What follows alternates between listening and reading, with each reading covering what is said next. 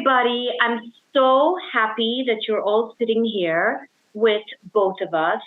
Today, I am going to introduce you to a very special lady. I mean, I've always heard of, mediums that communicate with your pets after they've moved on over the rainbow.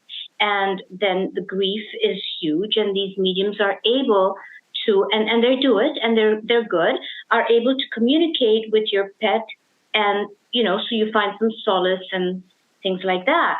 But this lady is phenomenal. She blows my mind. I've never heard of it. I've never heard of this thing called an animal communicator. This ability. So, I mean, this ability, being able to communicate with your pets while they're around you, and if you have questions and whatever, if they're sick, or, well, I will let her explain all that to you. However, I will start introducing this wonderful, wonderful, wise lady called Shirlyn Wright. Initially, I thought, I'm going to just introduce her in a few sentences, but no, that won't do justice to her. So I'm going to read it out a bit. So this is where I will have to read it out to justify all her qualifications. Shirlyn Wright was born and raised in Chicago, moved to Hong Kong in 2013, and is the founder director of wellness companies Secret of Bliss and Inner Power Up. Shirlyn has a 20-plus year career in studying, using, and teaching mindfulness, self-awareness, and spiritual modalities. She has assisted thousands of clients and students in overcoming their challenges, creating a greater sense of self, deepening the connection to their intuition, and bringing balance and well-being into their lives.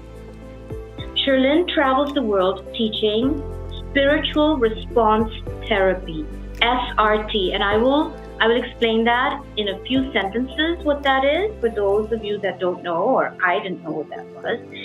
Spiritual restructuring, divine chakra consciousness, crystal and gemstone healing, and nature life force / animal connection. She has inspired and helped students all over the world to become SRA, certified SRT consultants or teachers. And in addition, get this, in addition to SRT and SPR, Shirlyn formally studied and practices transcendental meditation, Ayurveda, aromatherapy, animal communication, Akashic record reading, jewels of the lotus gemstone therapy, shamanic healing, and Swarupa yoga. Now, I'm a firm believer of this new earth, this new age, and again, I'm saying this to all you NYP viewers and listeners and followers. I think this kind of holistic way, many of us believe is the way to go. Our pets are medicated, righteously so, when they're sick or when they have acute problems. They are medicated, but there are other options which Shirlyn will explain. And by the way, spiritual response therapy, SRT, is a system of researching the subconscious mind and soul records so to quickly find and release discordant, limiting ideas and replace them with love and positive beliefs. And what does she do with animal communication? She uses inner intuitive senses to communicate on a deeper level with all living things in the universe, to connect with their stream of consciousness, animals, plants, minerals, planets, stars, air, earth, fire, and water. Are we ready for this, everyone? Shirlyn Wright, welcome, and thank you very much for doing this for us and sharing your wisdom with us. And you are so generous because you have realized that there's a lot that you want to teach us and share and impart to us. A lot, a lot. It's not just one thing about animals. By the way, we're focused because this is Nurture Your Pet. And so she's completely focused on our pets, our animals, our pets. And she's decided that she's going to grant us 3 sessions. So it's a series. And today, this session is called What is Animal Connection and Communication? And the second one is Our Connection, Why Are Animals in Our Lives? And the third one is a very sensitive and very powerful and very necessary. It's overcoming the sense of loss and hurt. How can we see our animals passing in positive ways? Shirlyn, thank you so much. What you're giving us is a gift. And I know you do workshops and private sessions because, and I'll let you explain that. Everyone, all her contact details, her website, everything will be on the session continuously. Please communicate with Shirlyn. She's precious and, she's doing us all a favor here. Thank you, Shirlyn. So how are you? I'm great. Thank you so much for inviting me to talk to you and your community about what I do working with animals, because as you said, they are really precious to us. I mean, they're here to support us and we're here to support them. So I am so looking forward to explaining, the work and how, and, what I do and how, again, we can support animals. Absolutely. So I'll start with the first question, the basic. How did you get into doing this work? Wow, that's a good question. It was probably close to almost 25 years ago. Mm-hmm. I was taking different energy classes in Chicago. Originally, that's where I'm from. And a really good friend of mine owned a center, and she allowed me to take different classes of hers because I was doing a TV show just on my own, just putting it on public Chicago TV about energy work. Mm-hmm. And one of the classes I took was animal communication. And, it's very interesting because animal communication is all about using your inner senses to communicate, because animals, they're very telepathic, right? I mean, this is how they communicate with each other. They send their energy out. They send messages in many different ways. So in that class, I learned a technique on how to do that. Wow. What's interesting, Nita, is the first time I took that class, I couldn't hear any animals. Everybody else was talking to animals but me. And I'm like, wow, what's wrong with me? Yeah. So, yeah, because I can, so nothing wrong with you. Yeah. So, but what I found is I had to open my inner senses up more. So I, did some other classes, released some energies, and then I was able to connect. And I asked my sister, one of my sisters had a dog, and I said, hey, Tracy, can I talk to Zoe, her dog? And she told me no, I couldn't talk to her dog. She said, you're always doing these, weird things. No, you can't talk to my dog. And I said, oh, come on. I just want to practice. I want to see if I can do it. And she allowed me to do it. And from that conversation with Zoe, it confirmed that I really was communicating, using the technique. And my sister, and my sister was actually surprised and ended up telling Zoe not to talk to me anymore. My goodness. May I ask you what that little conversation was about? Well, I don't remember, but I'll tell you the scene, okay? I'm with my family, and they're all laughing at me. We go to a family dinner at my mom's house, and they're all laughing like, oh, yeah, you talk to animals. And not only did I talk to Zoe, but Zoe was like my sister, right? When we have our animals are exactly like a similar personality. So my sister was very social. Zoe was very social. So when I was talking to Zoe said, oh my God, I'm talking to a human. I've never spoken to a human before. I'm going to bring my animal friends. And her animal friends were my sister's animals, right? Her friends' pets. No. Yeah. And so then I'm talking to them. I'm asking them questions about like, well, how do you see your role? What is it that you're here to do? What's your experience like? And I'm writing a notebook. Unbelievable. No, oh my God. Yeah, so they're telling me everything. So as I'm sitting and I'm reading through my notebook, and I don't remember exactly what Zoe told me. I remember my sister's response because she's laughing at me, and as I'm saying what Zoe said, she stops laughing and she's looking at me. And in her mind, I can see she's trying to figure out, how do you know this? But here's the killer. At the end, I talked to Boo. Boo's human, his name was Joe, my sister's good friend. What Boo said was, if Joe would just deal with his issues with his mother, then he wouldn't be impotent. And then he wouldn't keep bringing all these women home. As soon as I said that, my sister was like, no. Joe just told me yesterday that he went to his doctor and talk about his impotency. How do you know this? And I said, well, Boo told me. And that's when it solidified to me that the technique that I was using, that I was really communicating to, because I never met Joe before. I had no idea what even Joe looked like. This was my sister's friend.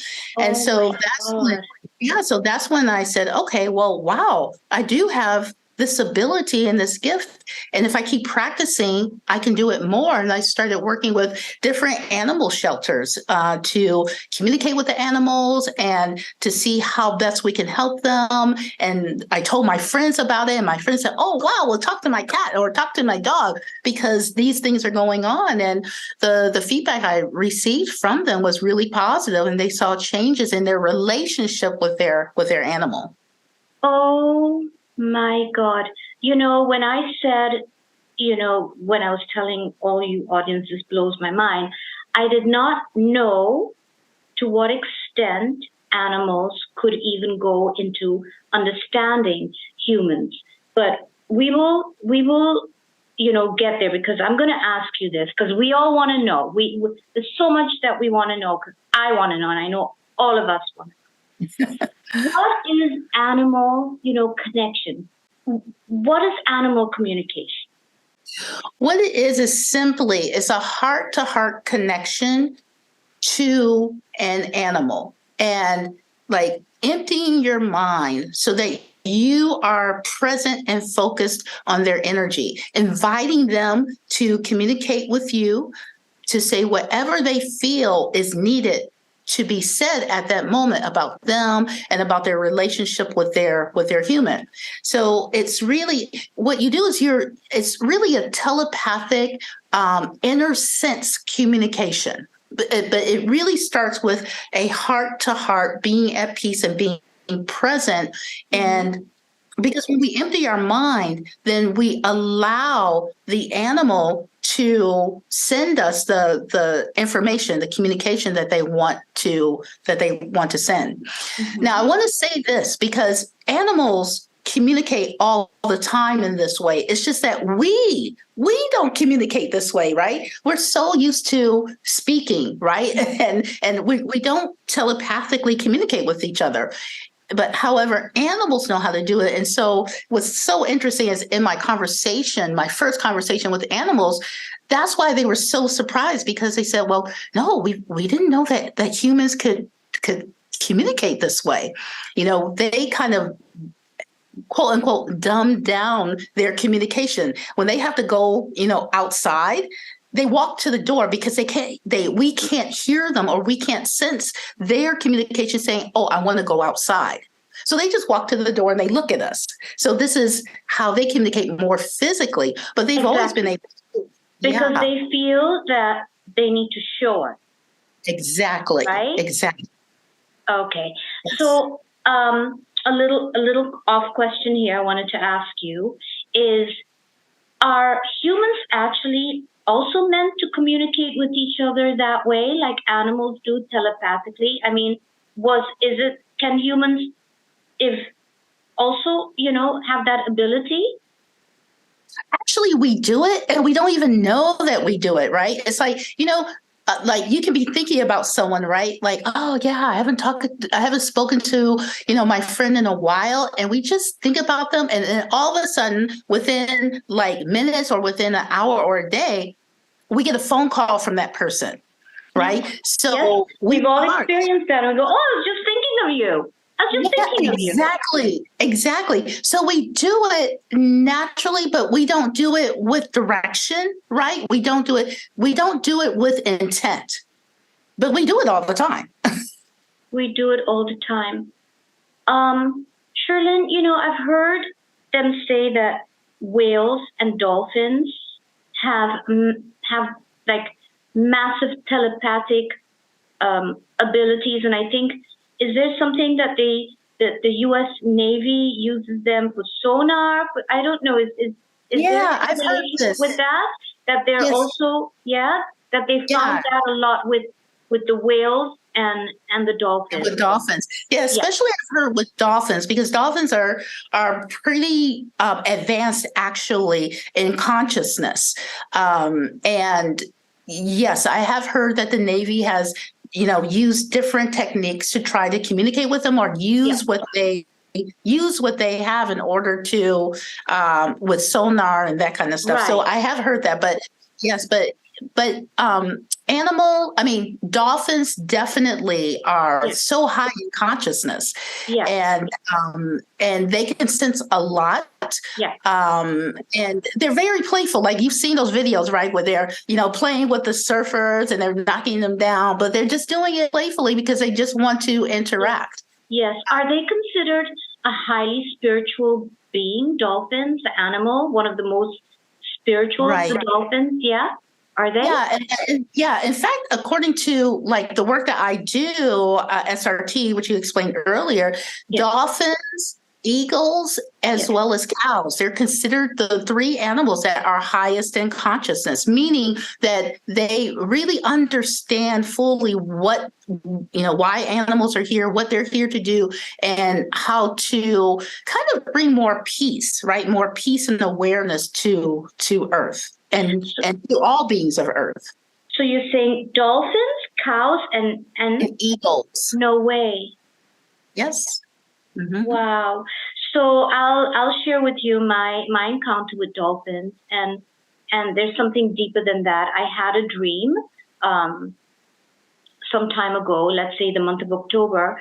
I had a dream that I was swimming with dolphins, and it was a specific one, and 5 months later, I lost my beloved dog, and I was grieving and I was inconsolable. And I happened at that time to be on my island, Curacao. I went to visit my mother at that time. So that made the grief even worse because I was not there with my doggie while she was in Hong Kong, and she died within 2 days. So it was all so fast and I couldn't process.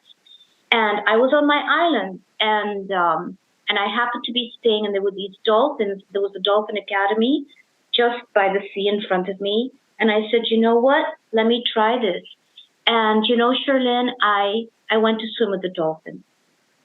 And actually, I was staying right next to them, so I could hear them every night, and I could see them getting training. But they offered this swimming with them, but it wasn't in a tank. So what we have on my island is very natural. So it's all seawater coming in, and it's only slightly gated. So these dolphins are not enclosed in some tank or swimming pool or anything. It's one of those most magnificent sea aquariums that I've ever seen. But they call it sea aquarium, but there's more. There's a lot of research going on there, and it's maintained so beautifully. And I swam with them. And the tears and the healing that happened. Now, my mother is quite aged, and she does not walk a lot. She doesn't move around a lot. She's very delicate. And it was Mother's Day the following week. And I said to my mom, I said, would you like to, you don't have to swim because she can't swim, but I said, would you like to be in the water? I will hold you so you can play with the dolphins while they're swimming around you. Shirlyn, I can't tell you what that did to her. these incredible beings swam around her. She patted them. And it just, there was so much joy. And this is again where I say, we as humans, we need to understand there is a huge emotional connection that we should nurture with our animal kingdom, our marine life, the environment that they live in. It is so important because we need each other, and we need to respect each other. They help me a lot with healing. So, but yet, I had never heard of an animal communicator. I did hear, and I spoke to a medium who speaks to animals when they cross over. But none that would speak to me while they're here. So let's say while Gina, just before surgery, perhaps I would have loved an animal communicator to be able to tell me what Gina is saying to me at that moment. And me able, I would have loved that. But now, you're never too late to learn. I still have 5 more amazing pets at home. And now I have found you. So here is this next question. How does it work? Like, what is the process? Yeah, so there are different techniques that can be used. So when I work with animals, I don't need to be in the same space as them, because again, we're talking about telepathic communication, which can go over like thousands of miles, right? So I'll have their owner, the human, send me a picture of their animal, and what I do is I get into a bit of a meditative space, right? So I just do a short meditation or just become present. And then I invite the animal to communicate with me. So now, first of all, when you work with animals, animals will sometimes, if it's a casual conversation, they'll talk to anyone who will listen. But when it's something concerning their health or something concerning their relationship with their human, the human must give permission, like saying it's okay. You can go ahead and talk to the animal communicator because we're really trying to solve it. So I see it as it's a communication going on between all of us. So we give the space for the animal to say whatever it is they want to say, right? So I'll either record what they say. A lot of times their owner will say, okay, you can just record it, or I type up a report, whatever is easiest for them. It's easier to record it. And so I record what they say. So I just ask them simple questions like, so tell me, show me what's going on. How are you feeling? And what animals do, how they say a picture is worth 1,000 words? Yes. Yeah. Animals really communicate through sending pictures. So they'll send a picture of of an object or their home or of their food, whatever the situation is. And then I'll ask to verify. So are you saying that you're not liking the food? It's too dry, for instance. Or are you saying that you're having this pain, in the side of your stomach? And they'll verify by sending me another picture. So when you communicate, it is a conversation that's going on between me and the animal. And the animal, like I said, a lot of times they send pictures. Sometimes I hear voices, but it's like me sitting here talking to you. That's how I'll talk to the animal. So excuse me one second. When you say they send pictures, how do they send the pictures? Like how do they communicate that? Right. Well, so when I invite them to speak and I introduce myself to them first, right? I make sure that they feel comfortable and at peace. And then when I ask a question, I say, well, your owner, the owner's name, they have a few questions. And so I'll say what the question is, and then all of a sudden I'm bombarded with these pictures. So again, it's my inner senses that are open, and they just send me like picture after picture to answer my question. And if I'm not sure or clear about what the picture means, I'll ask them, send me another picture. And they gladly do. Okay, here's another picture to verify this is to verify that this is the message I'm trying to get across. I understand. So pictures. Pictures. So how do they communicate? So via pictures, via right, or via voice, I'll inner voice. So when you do this work, an animal communicator or connector, your inner senses, all because we have 5 outer senses and we have at least 5 inner senses, right? So you have inner sight, you have inner hearing, inner taste, inner smell, inner feeling, right? So you want to have all of those inner senses open, so as they're communicating, you can get as much inner sensory information as possible. So they send pictures. That's for the inner sight, inner seeing, and then voice. I hear their voices, and it's so interesting because sometimes they have different accents, and I'm like, wow, where is that accent from? Like an Irish accent, and it's like an animal that is in the U.S. So inner hearing, inner feeling, they let me feel where their pain is, or I'll have a sensation like, oh wait, there's something going on with their paw. Right? Because I'll feel something on my arm because they're trying to let me know, like, specifically what's going on. Smell, sometimes inner smell isn't as strong, but I will smell something. And then inner taste, yeah, I'll taste something bitter. So all of those kinds of inputs I'm receiving so that I can understand what they're saying. Quick question here. Well, it doesn't have to be quick because it's really important for me to know. So someone like you, and later I would like you to explain if I can do this. When you feel the pain, let's say your hand hurts, so the paw hurts, or emotion or whatever. Now we're talking about the animal, right? Will that eventually affect you physically or emotionally? Can that rub off on you, that pain of the animal? Right.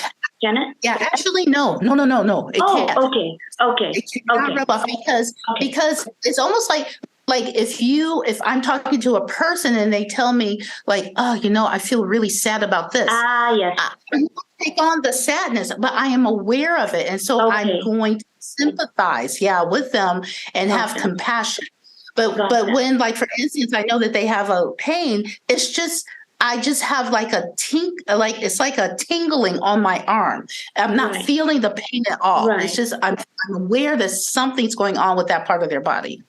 Right. Now, when this pet animal communicates, for example, I've got pain or this is bothering me, or I don't like this or whatever, how are you able to communicate back?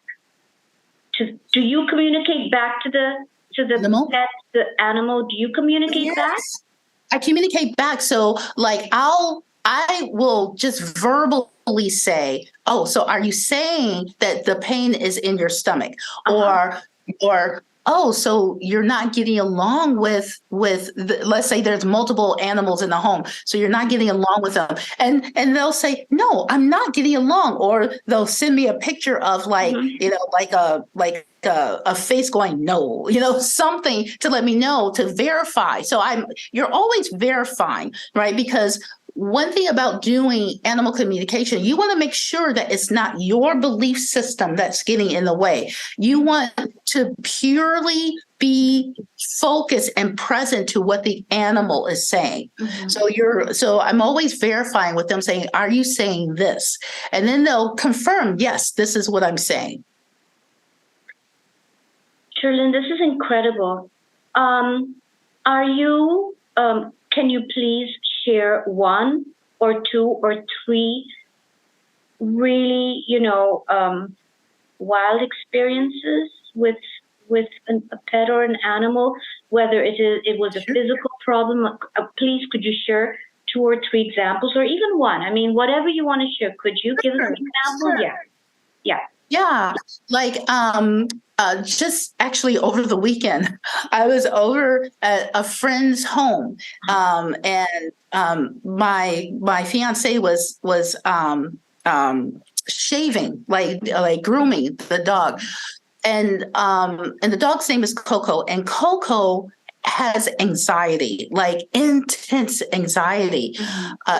Mhm. His owner had mentioned it before, Mhm. that this was what was going on, and I just kind of told the owner, well, maybe it could be this, but why don't because we were just casually talking at a party, but because I was there, as soon as we walked in, Coco was like shaking, and like trembling all over.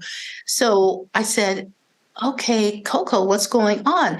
And then Coco starts saying, I don't know if I'm doing it right. I don't know if I'm here to help bring love and joy. And I just don't know if I'm doing it right because they keep leaving, meaning his owners, they do leave, they travel a lot. So his perspective was they're leaving because he's not showing enough love to them. He's not supporting them enough. So I said, Coco, do you know how much they love you? So I open my heart. So I do a technique where I open my heart. Coco is sitting next to me, and I'm just saying, do you feel this love? This is the love that your humans have for you. And then both the helper and my fiance, they both, because they've known Coco longer, they were like, oh my God, he's never been this calm. And he did. He stopped shaking and he just started breathing and he immediately relaxed so that they were able to groom him. And so then I said, well, is this why you're here? And Coco said, well, yes, because, in another life, I really didn't support humans like I really should have. And I really want to get it right this time. I really want to make sure that I'm doing it properly. And I said, God. I said, you are. This is why they love you. This is why I said, look at your home, look at everything. And then Coco started saying, I don't like loud noises. I don't like kids. I don't like all these because it's too much for him. And I said, why is it too much? And then he showed me this picture where he was a water buff, like he's out in nature. And he said, I used to be by myself. I love the quiet. The quiet is so peaceful for me. I don't like loud noises. And the helper confirmed this. She was like, "Oh yeah, no, he doesn't like little kids. It's too much. It's like he barks at them because it's like it's too much input for him, and he really does like the quiet." I said, okay. So I said, okay, so now we know why you don't like kids. I said, but do you think that you can like give them a pass a little bit? Like, kids are going to be kids. They're going to be loud and they're not trying to scare you. This is just their nature. And I said, so when they do that, I said, can you think about the time when you were a water buffalo and just tune into that to calm you down?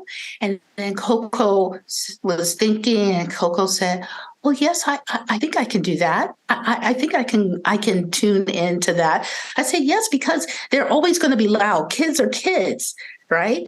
And then and so then, right, they also have a cat there. And so the helper, because I was talking to Coco and Coco had calmed down and everything, she brought the cat. She said, Oh my can God. you talk to the cat? and so when she brought the cat in, I was like, oh, hi, how are you? And the cat just looked at me. And then she said, if he just watches me, then Coco would be so much better. I'm so relaxed. Coco, just calm down. You're here. You're here to be beautiful. And that's what the cat said. The cat said, I'm here to be beautiful. Because when Anna, because it's a husband and wife. When the wife is gone, then I just make the husband happy. I just be beautiful because his wife is beautiful. So when she's gone, I just lay there and just be beautiful so that he is happy. So Coco, just be happy. And so she felt like this is her role. I said, okay, but they don't really talk. They don't get along because the cat said, well, no, because she's just too panicky. I don't want to be around that energy too much. And so Coco was like, yes, she doesn't like me that much. I said, well, why don't you watch her? She's here. She wants to help you, but you're a little too jittery. So why don't you just listen to her? So that was a communication between both of them. That's incredible. Well, I'll tell you what I'm taking away from this, because two of it applies to me. I don't have a cat, but two things definitely applies to me. So one is when you said about Coco having anxiety because his mommy, daddy, they travel a lot. So I have two Yorkies. I have 5 dogs. I have a golden retriever, 2 Yorkies, and last year I adopted 2 beautiful Hong Kong specials. They were just little, wee, tiny little babies, and they were found in the hills here. Now, my Yorkie, especially one, Nico, I was traveling quite a bit until quite recently, and every time that I would pack, of course, he would sit in the suitcase. Initially, he would sit in the suitcase and just watch me and have a lot of anxiety. Of course, I knew he was sad.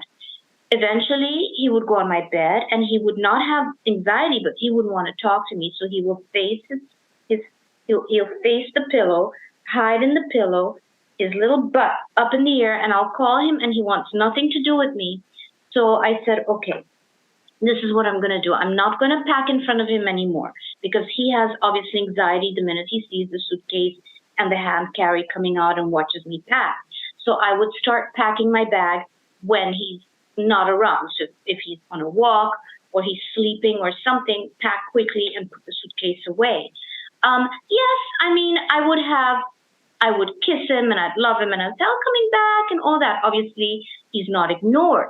But I did not realize that there was more I could do for his anxiety regarding my travels. I had no clue.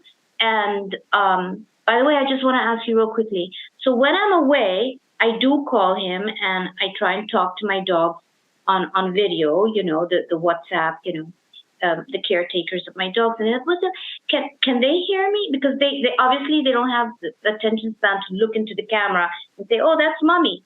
But can they hear me, Shirlyn, if I talk to them? Yeah, they can hear your voice, but here's the best thing, because this is what I told both the mom and dad. Yeah. We sent them a message. The best thing you can do, because this is what I told my sister as well, the best thing you can do is just tune into your heart, visualize your animal, and just say, hi, I love you. I this is what's going on. You can do it yourself. Anybody can do this. So yes, you can call and look at them, but what's more impactful for the animal is if you just take 5 minutes, take a deep breath, tune into your heart, visualize them, and say, hi, I love you. They will receive that message. That's huge. That's a huge takeaway. And even the ones that have departed and moved on, the same thing? It's a different situation there, because when animals leave, okay, first of all, they know why they're here, right? Because they're here to support us, to support humankind, right? They're here to provide healing and also to help us understand unconditional love, right? Because animals, I mean, they don't have as much, like discordant or negative energy and beliefs like we do. They're just purely here. They're like, okay, I'm here. I'm in the physical. I'm on earth, and I'm just going to provide all of this love. So that's what they're here. That's one of the reasons why they're here. So when they leave, they really see it as my assignment is over. And so they're moving on to the next assignment. So it's not as easy to communicate with them because they are moving on to reincarnate again, to support another human, or to have a different journey, maybe to be like all in nature and not be with humans, right? Because they have different experiences like we do. Right. And it's again, the three examples that you set with Coco. So the first one was the anxiety and the travel. And the other one was that you mentioned, about Coco being anxious around kids. So my golden retriever adores children. The Yorkies think they are human, so they don't like any dog on earth. Even though, thank God, they get along with Ollie, my retriever, they get along. We're a family, we're a pack, including me. I'm part of the pack. Now, so when we go out for walks, the Yorkies will bark at all the dogs. I get so embarrassed, but they love children. Oh, they will, even humans, but children even more. They see little children and they'll go up and kiss and hug. And of course, Oliver, a golden retriever, loves all, right? Now come my two new Hong Kong specials, and they literally came to me as very small puppies, and beautiful. I mean, I really am so lucky that I have them.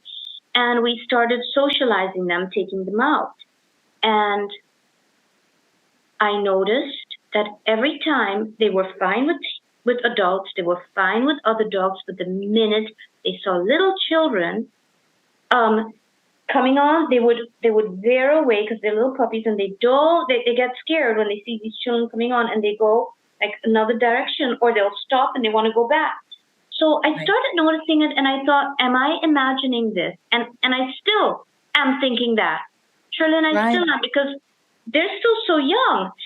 So then a thought, then just a little thought came through my mind, including I asked the caretaker of the dogs when it lives with me, and I said, so do you think that maybe a little child has kind of like hit them or kicked them? Not abused, because that was they came to me too young, so there was no such thing that they came from an abused situation, but maybe on a walk.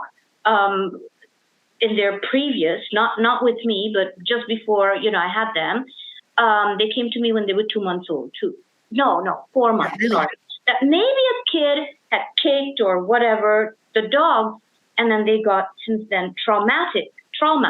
So maybe it can be that, and that would be something where I would say to you, Shirlyn, help me here, But one of the things you did tell me is it could have come from a previous life where, it could. Yes. It could. This is really, really important. And so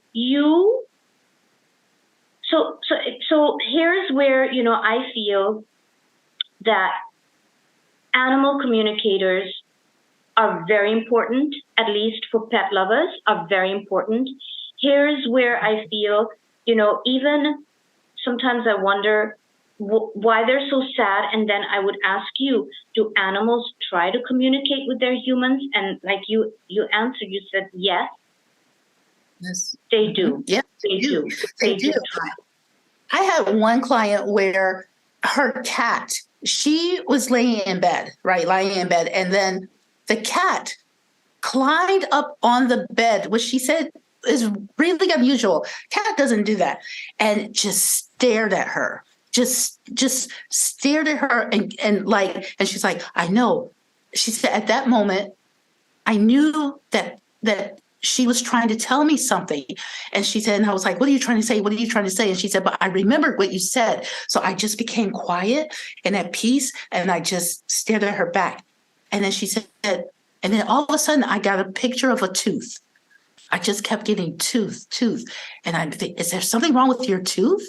So then the next day she went to the vet, and the cat had an abscess on his tooth. Oh, wow. Yes. Oh, wow. So this is a communication regarding the cat trying to tell his mommy that there's something wrong with him. Now, here's the question I have. I am going through a little bump in the road, a little bit of a medical challenge here, all well though, but do my pets, my dogs know what is going on in my body and the challenge I'm going through right now? Do they feel that, Shirlyn? Oh, animals know everything. They know exactly what you're going through. They understand why a little bit more, why you're going through it, because they understand emotions. Animals are so tuned to No. our emotions. Yes, so they even can tell why this medical challenge is going on, especially if they've been with you for a while. They really understand it, and a lot of times what they do is they're around you and they're trying to send healing, provide more love to you. And sometimes what they do is they try to take on, like, oh, let me take this negative energy away so that they can heal themselves. But yes, your animal understands everything you're going through. Okay, so here's the thing. I'm bringing down my shy walls, okay? And I'm going to be very honest. I know you know, but I have also shared this with my viewers, but I rarely talk about stuff like that. Not for anything, but a little vulnerable here. But yes, let's call it what it is. So I'm dealing with cancer. Okay, we're calling it what it is. And the reason I want to do that is because I know there's so many out there that are going through the same challenges. Now, the ones that are going through this challenge, whether it's cancer or any other, disease or life-threatening or mental illness or whatever. So, for example, that you just now mentioned, and this is actually what has, encouraged me to open that little box and speak open about me, is that I sleep at night, and my golden retriever, I tease him. I tease him now, and I say, Ollie, and he sleeps on my bed. And I say, Ollie, I'm not your wife. Why do I say that to him? And we laugh, because I sleep this way with, the pillow here, my head here, and he's at my feet usually. Now he comes and moves, and his back is against my back, and yes, I'm off the bed. So then I go around, and I go to the other side, and he comes back to the other side, and I fall off the bed again. And he feels the need since to constantly sleep that way with me. So yes. I was speaking to my wonderful lady in the house who's with me, and I said to her again, I said, so do you suppose he knows something? Now, what you just now said actually blows my mind. Your answer, yes, he does. Okay, fine. I can accept that because I can. But what you just now said is he knows why I got it? Yes.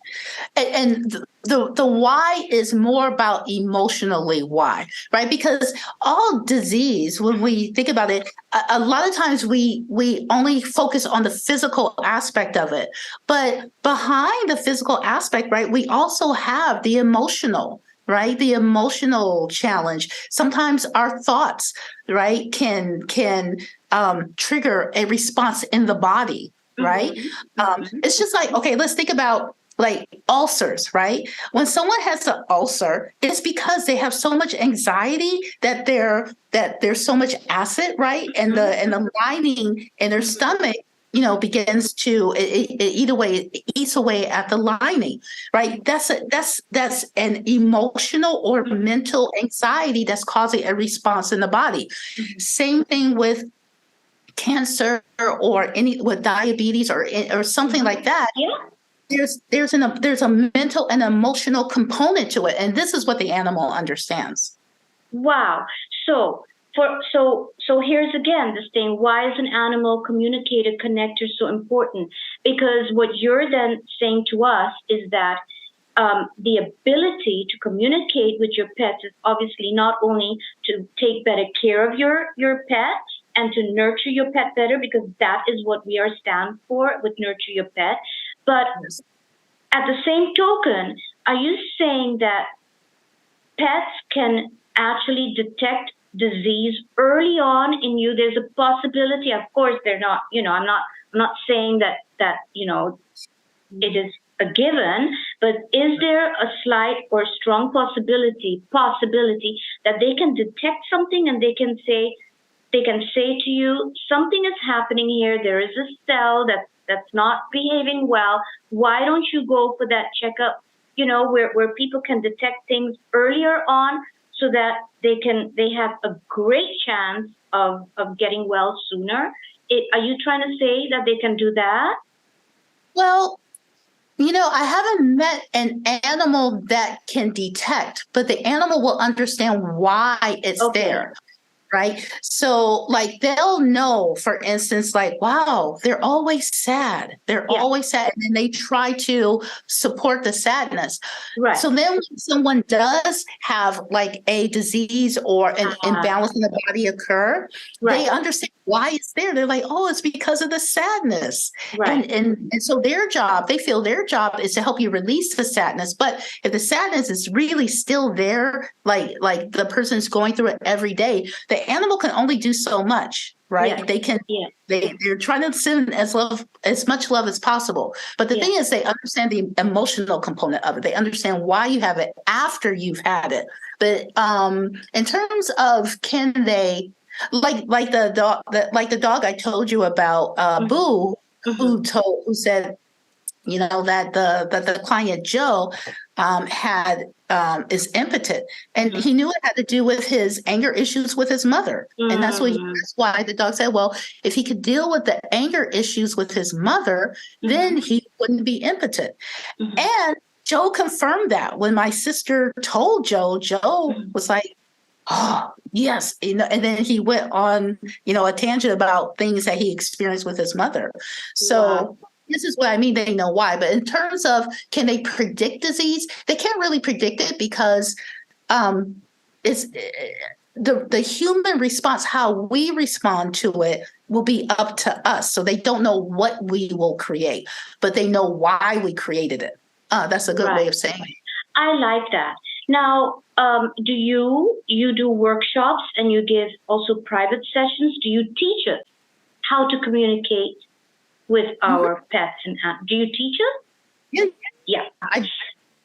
I teach people how to communicate, like how to open up the inner senses and begin communicating not only with their animal. In my classes, I pair people up so they can communicate with each other's animals, so that they can see like, oh, wow, I can communicate with someone else's animal. Wow. Yeah. And that really blows their mind when they communicate with someone else. And can you do that online for people that are not? Oh, sure. Yes, sure, you can. Yeah, so, I teach classes online and in person. So here's what is important, I think, having met you now and previously not knowing that this is possible. When you have a child or a family member or a best friend that cannot, hear, then you try and learn sign language to make it that. Yes. So in a way, because this is all new, I'm gonna say off the top of my head, I do feel that it's almost a necessity. I think if you're able, and if you have the time to do this for your pet, it's almost. Now, here's a question: what can we expect from a session? Like, how does that work? How long does it take, and what can we expect? Yes. So what happens in the session is before the session even starts, I ask the human, the person, okay, so what's going on? So I get a whole layout. So I tell them to send me, we either have a conversation or they send me an email or a text like, this is what's going on. And then I ask, okay, so what is it that you want? What is it that you want to accomplish, right? Because there has to be an intention for the communication. So they'll say, for instance, I want my animals to get along, or I want to find out why they're not eating this food, whatever it is. Mm-hmm. So then I set up time. And again, I just do it in my home. So in my home, I get into a meditation, and then I start communicating, and I will record what the animal says and my response. Mm-hmm. And it's like you hear two sides of a conversation going on. Wow. And sometimes, because animals, right, they have their own personality. sometimes you have to negotiate with the animal. Like I had one time where one cat kept hitting another cat, kept bullying the other cat. And I said, look, the mother doesn't like this. She doesn't like where you hit the other cat. Okay. So, what can we do? What is it that you need? Because it seems like you want attention.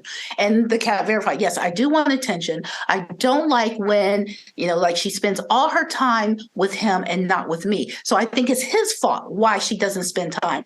And I said, well, it's not. So what would you like? And so we have a conversation about what is it they would like, what is it the human would like, and we come up with a solution.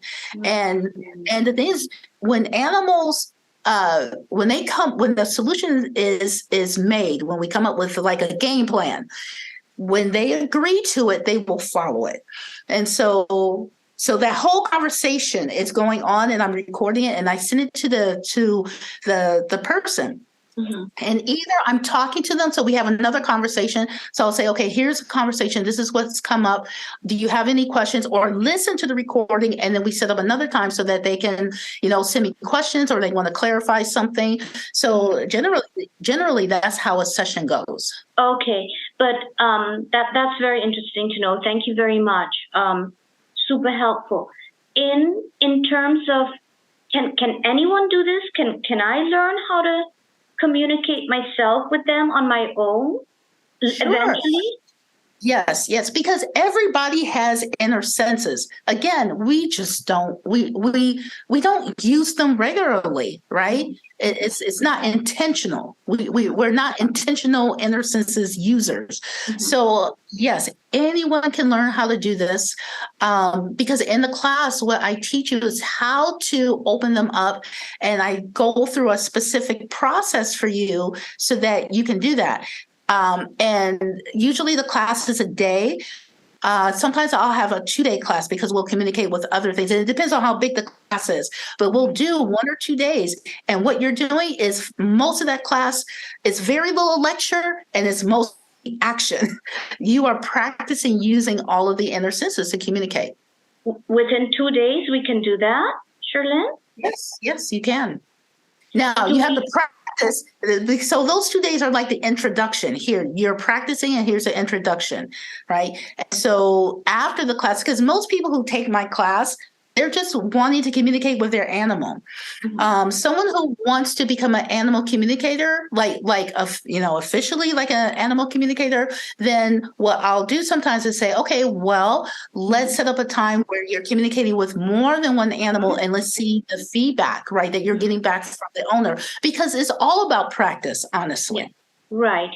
So all that is on your website, all the workshops that you give, and all this is all explained, and we can all come back to you and send you an email and ask you all that. I think this is quite powerful, this communication with animals, for obvious reasons, for them, for us, for humanity, for our planet, for this new era that I hope, we are entering in a beautiful way. Shirlyn, I am very excited also about the next session, where you are elaborating on why animals are in our lives, because this again, so this actually applies to this question I wanted to ask you before tying up. When you say anyone can do this, does that mean that we need to know how to meditate? Or are you going to teach a certain form? Like, are you going to teach us that too? Because not all of us, practice meditation. Yes. So yes, in the class, I go through a meditative process with you. Mm-hmm. So I walk through the meditation in the beginning, and there are certain key parts of that meditation that you will use to connect with the animal. Mm-hmm. The biggest thing is about clearing your mind and opening your heart. And that's the process that I teach. And it's really simple. You don't have to learn how to meditate for like an hour, because most people shy away from it because they're like, I don't have time to meditate for an hour. No, it's a quick 5 minute. You can learn a quick 5 minute meditation because it's all about being present, clearing your mind, tuning into your heart, because the heart is a great communicator. This heart to heart, right? Because animals understand love. So if we send love to them, connect to their heart, then that opens the channel. So yes, Right. it's a short meditation, and I teach you how to do that. Awesome. Well, I'll tell you what, Shirlyn, for one, I will attend. I will, want to get your class for me to be able to communicate with my pets and perhaps even be able to be an animal communicator, taking it a step further, because I'm trying to be a certified service and therapy dog trainer. And by being, training dogs, with, we have all this reinforcements, positive, negative, that's a different thing. But also, if I have this added knowledge and knowing how to communicate through, the psyche, that will be huge for me. And so Yes. I'm definitely signing up with this class. And for those that, I also think, you love your pets.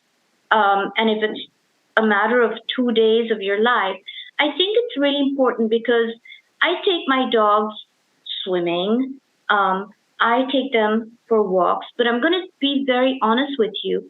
I need help with 5 of them. And I have the help, but not a day goes by. Even today, I went to the beach, and not a day goes by that I don't see a pet parent, a man, or usually a lady, because I go in the mornings. Not to say that ladies do not work. They do work here in Hong Kong, but I think that maybe they enjoy walking their pets more. So I do see ladies, again, not taking away from the men. I happen to walk into more women then. And most of them have a story to tell me how they struggle with their pet. Either the pet is dominant or naughty or barking too much. They're not complaining a lot, but you know how we also get together, we women tribe, when we're raising our kids, and we talk about the challenges of raising our kids. Well, this is how we talk about our pets. And we try to give each other advice. We'll try and do this and try and do that. But I think this, when you yourself can communicate with your pet, your loved one, I think there's nothing like it. I thank you, Shirlyn, really, for this time that you've given us today. And I know there's countless things to say about animal connection and communication, but I think you have covered as much as possible in depth about what it is about. You have enlightened us that that is possible and that you can help us with that, and why, and you've given examples on how it has benefited human and pet. And I think that is super vital. Now, for those that have many more questions and want to sign up, please contact Shirlyn directly, and you're going to be busy with me, Shirlyn, in a couple of weeks, because oh, that's great. I love working with animals. They're so fun. So this part of the connection, and communicating, I have, because I didn't know about it. Yeah, call me. I did not know it. I never questioned it. What you don't know, you don't know. So you never wondered. But I'll tell you what we're going to talk in our next session. Why are animals in our lives? That, I have to tell you, that's a question I ask all the time. I actually, I even ask the dogs. I say, how did you come into my life? Look what you did. You filled me with so much love. Like, what is it that you've done to me, and what can I do for you? But I don't have the ability to tune in, like what you're going to teach me, to really say it to them and really hear it from them, and I always think they come with such higher learning and with this unconditional love.